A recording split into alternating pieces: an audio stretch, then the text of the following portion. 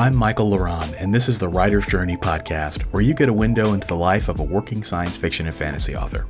I'm on a mission to go from nobody to bestseller, and I'm documenting every step of the way. Tune in every week as I share my progress and discover what inspires my books and how I write them. You can find the show notes for today's episode at michaellaron.com/podcast. This week, I'm giving an update on my work, and I'm answering your questions. Hello and welcome to episode 12 of the podcast.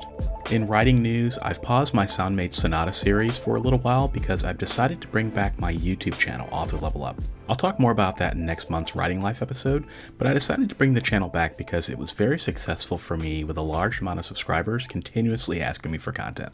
So at the moment, I've written about 50,000 words in video scripts, and I've upgraded my video gear with a new DSLR camera, lights, and programs to help me take the channel to the next level. I plan to create a business around it, actually. More on that in the coming weeks. So while I haven't written much in fiction, I have been writing quite a bit. Also, the audiobook for Old Evil, book 2 of my last Dragonlord series, is underway. And finally, my newest writing book, Be a Writing Machine, is now available wide, so you can buy it at Barnes & Noble, Apple, or wherever you buy your books.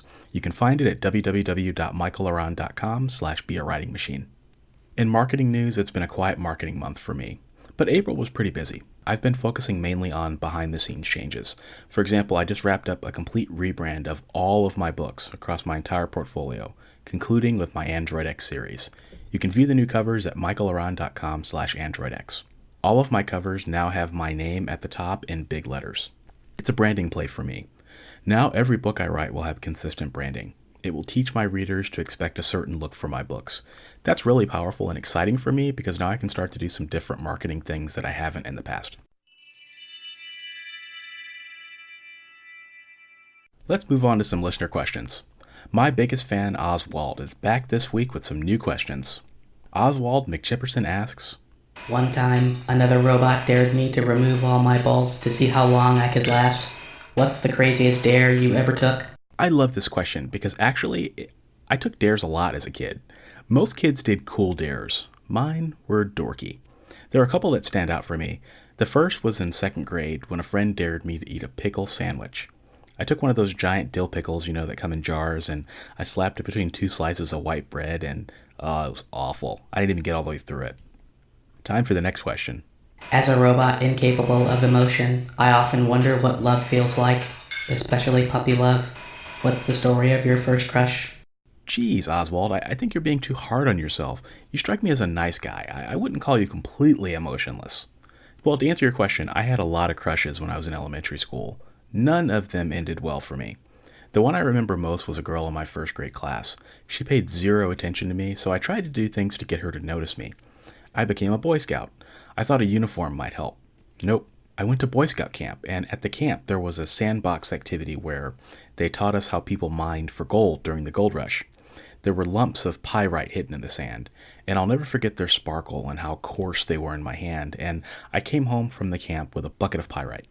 I remember sticking some pyrite rocks in my pocket and walking 3 blocks over to the townhouse where she lived. I was so nervous. It was a quiet, windy day, and as I walked through a tree-filled corridor that led to her street, balancing myself on railroad ties, my heart was beating really fast. I was going to give her the pyrite and declare my love for this girl.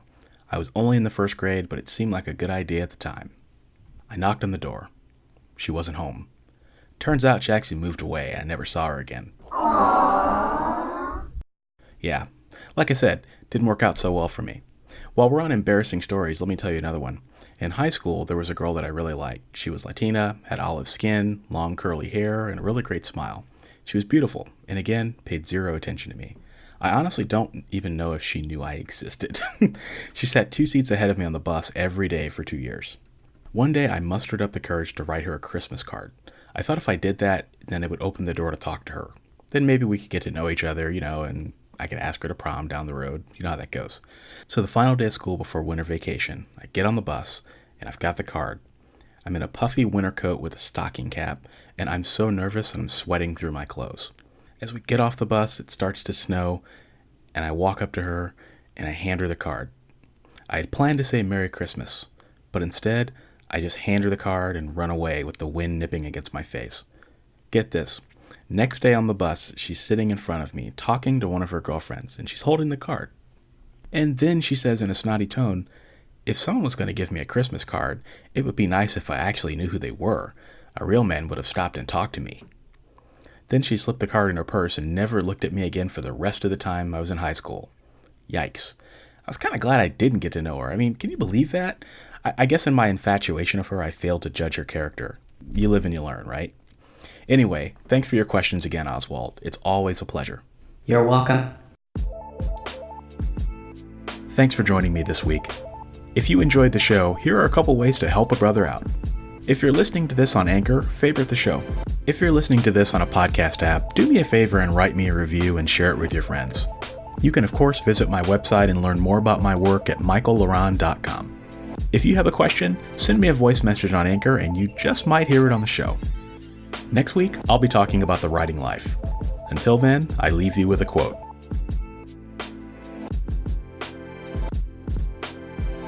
Love yourself. It is important to stay positive because beauty comes from the inside out. Jen Prosky.